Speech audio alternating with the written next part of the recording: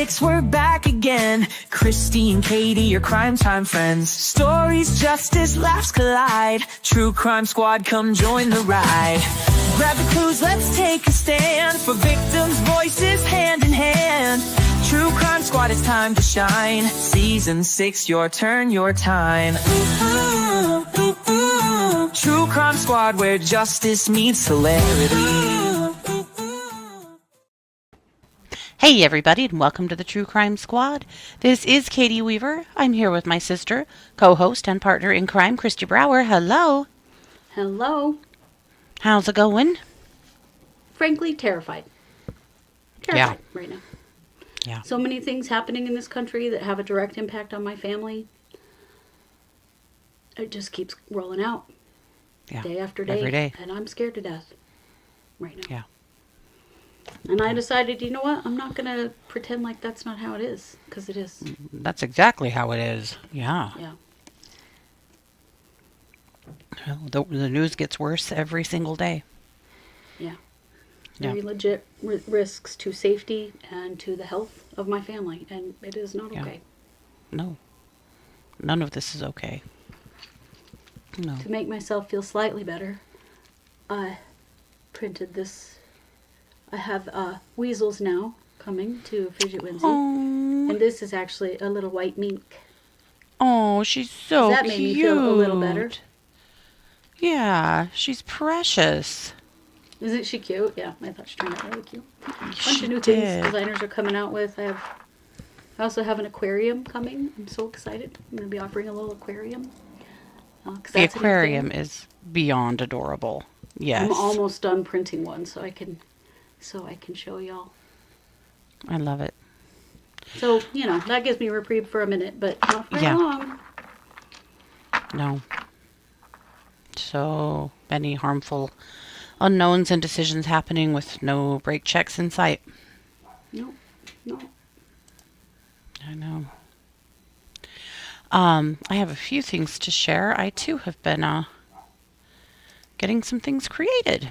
So I don't know if I had shared with you guys that my espresso cups came out of the kiln and how excited I am about them. So I was going to share you a picture of those. They're so cute. This is how they turned out. That's them in use. But Yes. But I'll share you a picture of the fronts of both of them too. I'm not a potter at all, and these are not good, but they work. And my skills will keep growing, but I'm really happy. Rustic? They're super rustic. They have a lot of personality. They have super sweet spirits. Yes. But here's some stained glass that Scott and I wrapped up on Sunday that I thought turned out really fun. Love that piece. Oh, that is really pretty. Oh, wow. And this one and the next one I did the design on.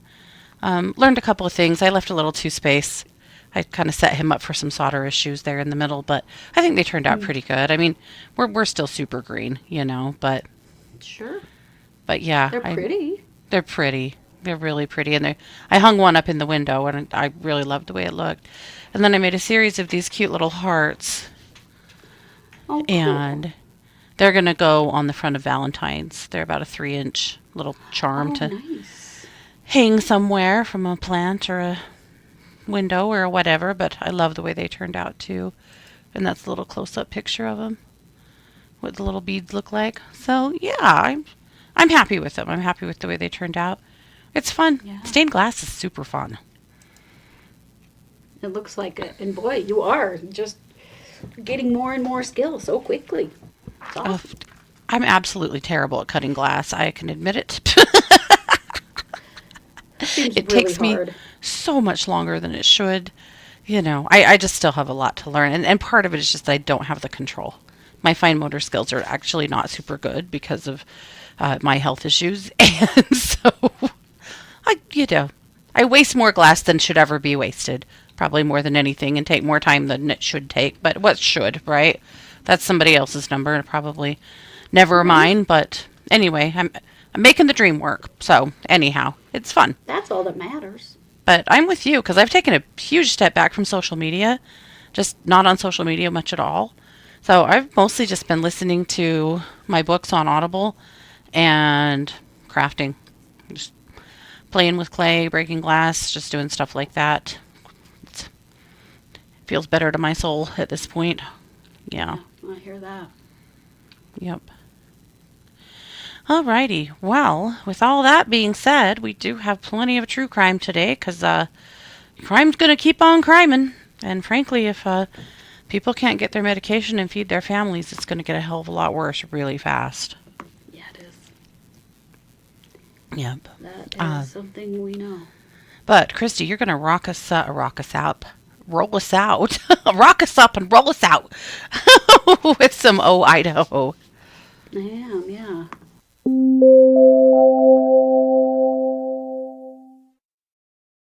This is honestly a really sad story that involves an 18-year-old high school student from Meridian, Idaho. I didn't know anything about this till the news today. So this is in relation to a young man named Lincoln Bowe. Last May, Lincoln Bowe was in jail in Las Vegas, facing charges in the fatal stabbing of a 60-year-old woman. So on the morning of April 29th, police found a 60-year-old woman dead with multiple stab wounds in a dumpster. Oh, in a dumpster enclosure in the 9000 block of West Sahara Avenue in Las Vegas. Police said that they found video evidence that put Lincoln Bowe at the scene of the crime. They tracked him down, and they found what they believed to be the murder weapon under a seat in his car. They booked him into the Clark County Detention Center, and he was scheduled to go to trial. Yeah. On this situation. Unfortunately, Lincoln Bowe died in jail. Yeah. And, apparently that's kind of new information. I'm sure his family knew. I'm sure, yeah. That he died in custody in Clark County on October 28th. He was due to go to trial this coming April. So, a few things about the case. So, the woman who was killed, her name was Gina Broom, and she was last seen on a surveillance video pushing a cart. Probably a homeless lady pushing a cart at 3:02 p.m. That's what it sounded like, yeah. Yeah. So, about an hour after she's seen on a surveillance camera pushing her cart, Lincoln Bowe was seen on a camera parking a vehicle with Idaho license plates behind the business at the address where the dumpster enclosure was, and throwing items into the dumpster. He also went into the business and he asked if the cameras out back worked. Asked the employees. Yeah. What? An employee took him out into the alley and pointed out the cameras and said, yeah, we record everything out here. So then they next see him on camera where at the exact spot where they believed that the victim was actually murdered. Mm-hmm. So police looked up the license plate, found Lincoln's family, Mm-hmm. And they had they had filed a missing persons report for him. Right. So his family in Meridian, Idaho, didn't know where he was. So their 18-year-old son just up and goes missing with his car. Yeah.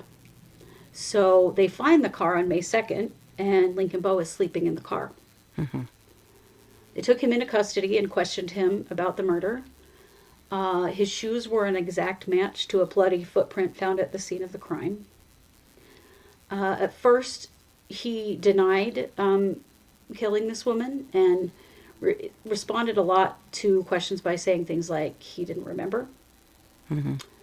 He eventually said that he gave Ms. Broom some money to buy cigarettes, but she got angry when he asked her for a cigarette and Bo said she was tweaking out and clawed at him, even though he told her to back off several times. Mm-hmm. Police were pretty concerned about that because Ms. Broom weighed 110 pounds and had a broken foot. Yeah. Bo was 6'3" and weighed 170 pounds. Yeah. According to the arrest report, he later admitted that he stabbed her with a large knife that he was wearing, like on his belt. Mm-hmm. And then he hit her body, and he threw the knife in the dumpster. Yeah. That's what he said, but they actually found the knife under a seat of his car. Of his car, yeah. He was lying about So, that. I mean, we have to be clear that Lincoln Bo was not convicted of this murder. This is No. just what we know from the arrest report. But unfortunately, then this young man took his own life in the Clark County Jail while he awaited trial. Yeah. So much love to Lincoln Bo's family Oh and my to Ms. God. Broom's family. My Right. God. So What an thoughtless. incredibly sad Yeah. story. But to lose your 18-year-old son in this way. And obviously Oh, things my weren't heart right in goes this out to kid's his family. head. It That must all have this been. was going down. Yeah. No, it's just unbelievably sad. Yeah. It reminds me a lot of a case of a client and friend of ours that had a psychotic break here in Idaho. A friend named Heather that convinced somebody to give her a ride to Las Vegas and was living homeless in Vegas and posting the craziest, scariest, most inflammatory stuff on Facebook all the time. And like you couldn't try to to talk to her or interface with her at all because she would attack you. Like none of it was based in reality at all. Reality, no. But she eventually, there was, that's back down when they were letting them squat in the tunnels in Vegas. And there was a young man that was mad at women for whatever reason. And he said to some other people that he was hanging out next to that the next woman that walks through here, I'm going to kill her. And that just happened to be Heather. And he stabbed her to death just for no reason at all. No. Other than being a woman and That's walking through brutal. that tunnel. Yeah. Yep. It all feels way too similar to Heather's case. I know. That's all I could think about when I read this story. So, Yeah. really sad. Yeah. Really, really sad. And all the love to Lincoln Bo's family. I'm so sorry that you lost him in this way. Yeah. Terrible. Nobody should have to go through what they're going through. No. Well, we're bright. I have a funny case for you later, I promise. Because I We're thought not we a should bright end star. with one. Yeah. However, Katie, I'll kick it back to you for the main case. You bet.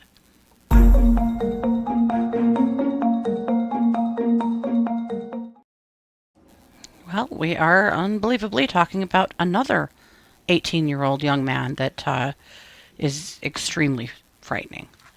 And I'm not going to share his picture. You're going to see it all over the news probably. I'm just not going to. I think that shooter fame is something a lot of these kids are pushing for, and even doing a story about him maybe perpetuates that, but I'm not going to share his picture for that reason. But we're talking about Gunnar Joseph Fisher. So Gunnar Joseph Fisher is a young man from Nashville, Tennessee, who was arrested in December, right before Christmas, charged with 2 counts of communicating a threat to commit mass violence. Meta reached out to the FBI and said, we have a user who's exchanging messages with someone that are very alarming, and we need to turn this over to you. So through Facebook and Instagram, he was having conversations with unnamed people. I'm sure the FBI knows who they are. We do not. But about his plans for a mass shooting. So he, and talking with other people about all of the hero worship he had going on about all of these other mass shooters and stuff. Oh, yeah. So they go to his house and sit down with him, the FBI does, and to talk to him, and he sits down in the living room with his parents and just starts spilling his guts. And they do get permission from Dad to search his bedroom. I have no idea where the parents are in this conversation. I mean, they're present, but I have no idea if this is their ideology or if it isn't at all, or anything. I don't know. So who knows? But he says in the arrest complaint says that he told the agents, "When I was a fucking child, before I even got into school, I saw crowds of people and fantasized about someone mowing them down." He told them that he hates Jews, African Americans, Muslims, and gay people, and believes that he is bound to murder. God. He told them, he listed off a bunch of other mass shooters that he admires, and about their specific crimes, and particularly Adam Lanza, who was the Sandy Hook shooter. And he had told them that he had already prepared a testimonial video and had started working on his manifesto. So he had told people that he was texting that it was just a matter of when, where, and how pent up, or how his rage would explode. He was telling people, "I'm like a bomb." So he'd thought about his school. For a while he was telling people, "My entire school is going to be wiped off the face of this earth." Then he changed his mind, and he decided what would be better would be to do a mass shooting at a furry convention. So he told someone else in a message, "Now my life is going to end with me dead next to a bunch of slurs in fursuits." God. But then in December, he started thinking about how much he loves Brenton Tarrant, who was the mass murderer who slaughtered 51 innocent Muslims and 89 other injuries caused by him when he attacked the two mosques in Christchurch, New Zealand. So he decided, no, you know what, a mosque it is. So he zeroed in on a mosque in Nashville and had a plan in the works. And this is when he gets arrested, because he was sending messages to people telling them that this is the mosque and that this is, what he's going to do. So now he's been indicted and arrested, and just this week he's in court with his lawyer arguing for him to be released from custody, pending trial. What? Yeah. These two charges... No fucking way. These two charges would only carry a maximum of 5 years each. Yeah. Because he hasn't actually done anything. He's just threatened a lot of things. Oh, man. So, interestingly, Solomon Henderson, this is the 17-year-old that was the Antioch high school shooter very recently, last week, in Tennessee, who killed one and then killed himself. He mentioned Henderson and his arrest and his plans in his online diary. But he knew of, he didn't know him, it doesn't sound like, but he knew of him and, was bragging about the fact that this guy was one of his, in his hood, basically. Jesus. Apparently, Henderson had an online diary that people have had access to. I haven't looked at it. I'm not going to look at it. But at any rate, yeah, he was thinking that was pretty cool. God. Yeah. So he did a lot of the things that a lot of these guys do. He'd been posting pictures of himself with long guns. He had his manifesto en route. He had made a video explaining why he was doing the things he was doing. And he was interfacing with other people on the internet that also were planning their own attacks. He had created content bragging about purchasing AR-15s, magazines, and a scope for an AR, and a Sega 12 shotgun, and showing pictures of himself with all of these things. Also a machete and a tactical vest. He posted that he felt like he was suicidal and violent. On June 16th, he posted, "I'm going to go on a spree this year, probably." Jesus Christ. He told FBI agents that he has a fascination with previous school shootings and mass shootings, and loved watching videos and recordings where their attacks were live streamed by the shooters. This kid's a psychopath. Yeah, these kids are broken. In his phone, they found a video where he says that he talks about how much he hates Jews and a slur for Muslim people. And then says, and I, Gunner Joseph Fisher, am going to take care of them both. They found text messages between him and someone else that were basically colluding and just discussing their plans and to conduct future mass shooting attacks, that they were both going to do it. Fisher told this person, I'm going to do mine a bit early. I can't wait, to be honest. I'm too impatient to wait. I've already been planning for 5 years. He texted to somebody about going Lanza style, talking about Adam Lanza. No. He said, I'm going after blacks. He wanted to know if the other person was going to mention his attack in their manifesto, like it was something to, share and brag about. Gross. So he had a manifesto that was still about school, saying once school starts again, another Christchurch will happen. None of you slurs are going to see it coming. My bombs are actually going to work. My entire school is going to be wiped off the face of this earth. It's going to be awesome. In messages, he claimed that he had hundreds of rounds of live ammunition, as well as a copious amount of gunpowder, which he said, I'm going to assemble into those bombs. I'll plant them all over the slur zone, and that piece of shit horrible building will become nothing but rubble. If anybody survives, shoot them. Anybody escapes, oh well, they were designed to get out. Fucking natural selection, I guess. And he had a specific message to the black students in his school. Just try to outrun my fucking gun. Yeah. Then on December 4th, he texts his out-of-state contact that he's now changed his target to the Nashville Mosque. That's who this little boy is. So, obviously the prosecutors, it's a federal charge, of course, and the prosecutors have, they are asking, of course, for him to be held without bond, saying the court can have no confidence that any set of conditions will assure the safety of the community. Absolutely. Absolutely. So his attorney said that she needs more time to get a few more things together before she asks for what she thinks is appropriate bond. So they've extended that conversation, but it's so frightening. Yeah. It is. That is terrifying. But, right, Kristi, we're not born with that kind of hate. No.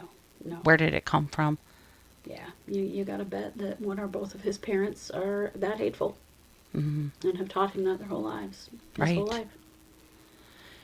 Or he's been involved in groups on the internet that for years where he was just lapping this all up, or both. Probably both. Kids don't start out like this. We know they don't. No. Marta says, I once knew a person that lived right next to Klebold in the Columbine shooting before the shooting, and he said that in the 3 years of living there that he saw that kid's parents twice. Oh my God. Twice. Wow. Wow. Right, Christine? We know people like that too. Yeah. So incredibly disappointing. Mm-hmm. Yep. Live around a lot of them. Right. Kristi, it's a good question. She said nobody saw those posts and contacted his parents.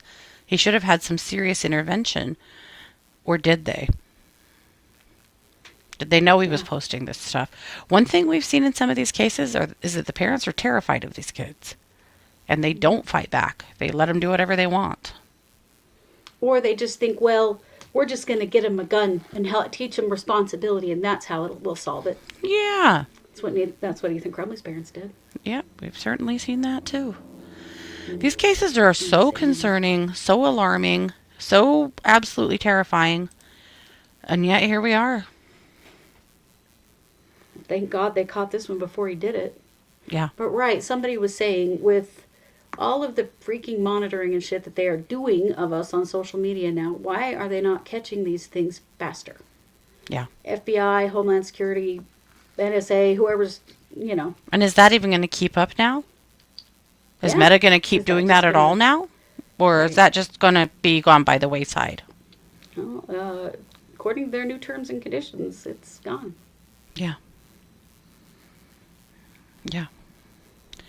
I guess Yes. they have no problem with people using their site to collude to commit mass murder. That's cool. Sounds like it. I'm curious to know, really curious to know, who are the other people that he was talking to? And, Right, and are have they they been getting charged too? arrested? Or and they may not have, because they may not have said anything that warranted being arrested, you know? But still, this is But, I these mean, are kinds they of gonna be things. able to charge this kid with like conspiracy, planning terrorism, something? I mean, that sounds like a conspiracy to me. Right. I don't know. It easily could be that those charges are the first of the charges, just to get him behind bars, They to may be. get him off the streets as soon as possible, because he was raring to go. But it's a scary thought that he could ever be back in our society, and he will be. Right. Yeah. So, anyway, we'll keep an eye on this one as it makes its way through the courts. I suspect it'll be slowly and quietly, so we'll have to do our It's due federal, diligence so, to hear much about it. But that's what we know so far. So with that, I know you have something that'll put a smile on our faces, maybe. So I'm gonna Probably. kick back over to you for some dumb criminals. Mm-hmm.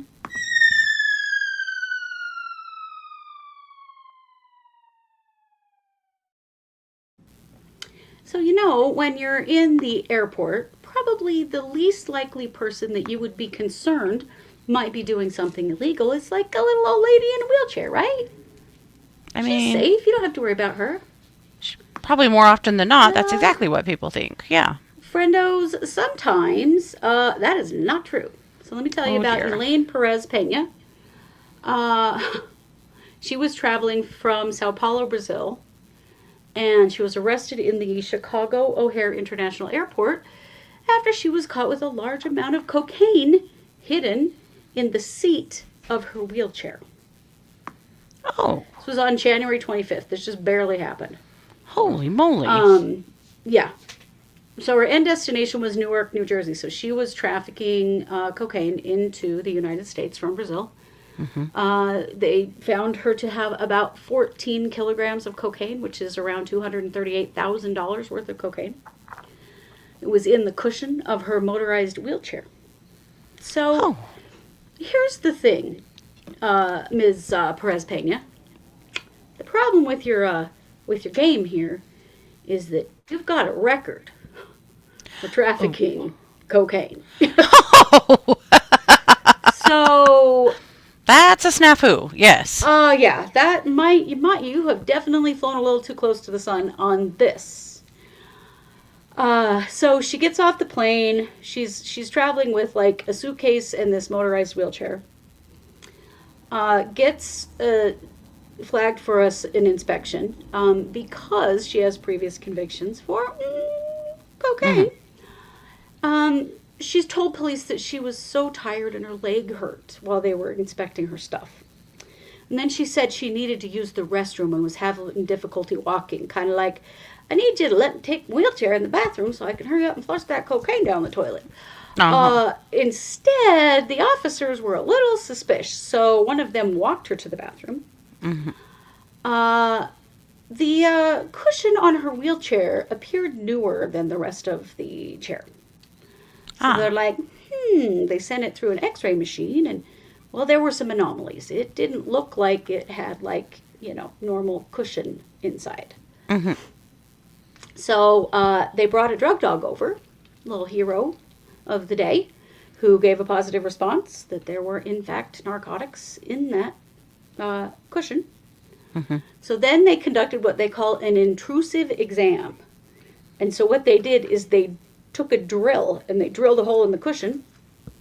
And wouldn't you know it, but a white powdery substance came out on the tip of the drill bit. Oh, hell.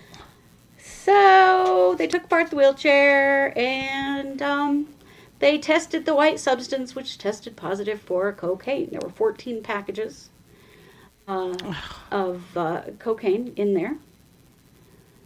Also, when they arrested her, they did note that she did a lot of pacing back and forth in the cell where they were holding her, as though she maybe, didn't need the wheelchair. What a shitty thing to do to people in wheelchairs that are legitimately in wheelchairs. Right? Like, what the fuck, lady? Yeah. Because she had, in 2022, she pled guilty to, guess what? Importing cocaine. And possession with intent to distribute 500 grams or more of cocaine. Mm-hmm. She, she received time served on that and 2 years on supervised release.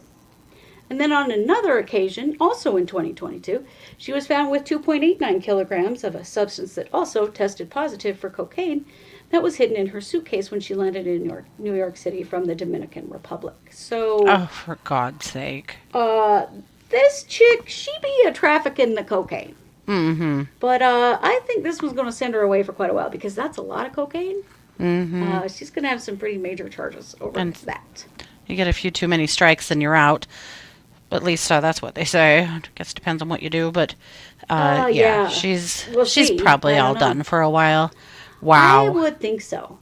But yeah, doesn't even need the wheelchair. Thanks for being a real dick to disabled people.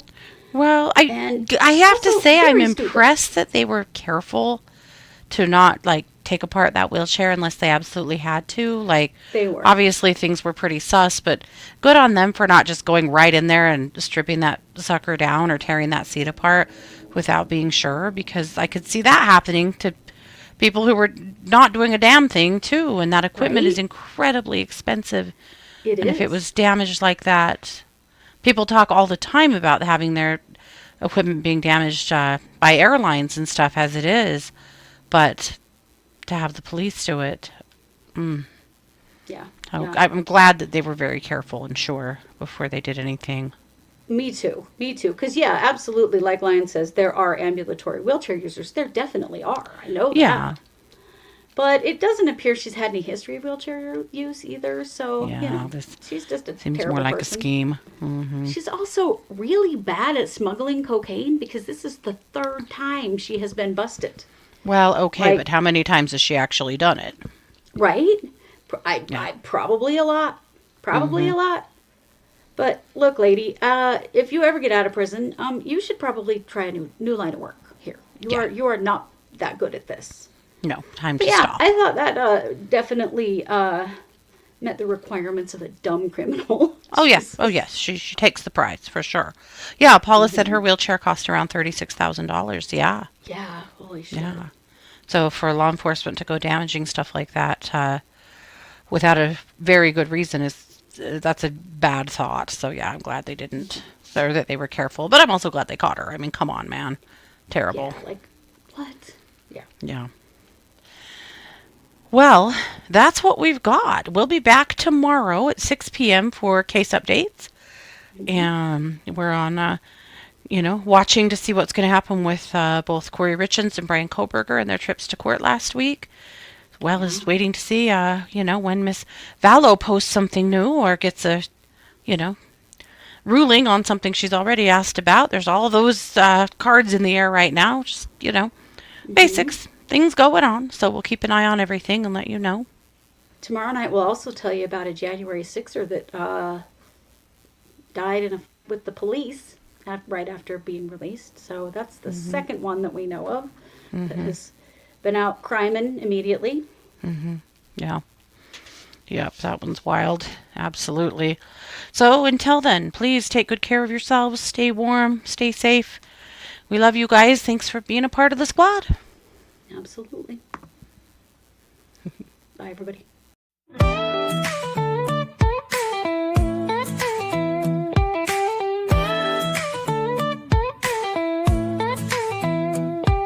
Season 6, we're back again. Kristi and Katie, your crime time friends. Stories, justice, laughs collide. True Crime Squad, come join the ride. Grab the clues, let's take a stand for victims' voices hand in hand. True Crime Squad, it's time to shine. Season 6, your turn, your time. True Crime Squad, where justice meets hilarity.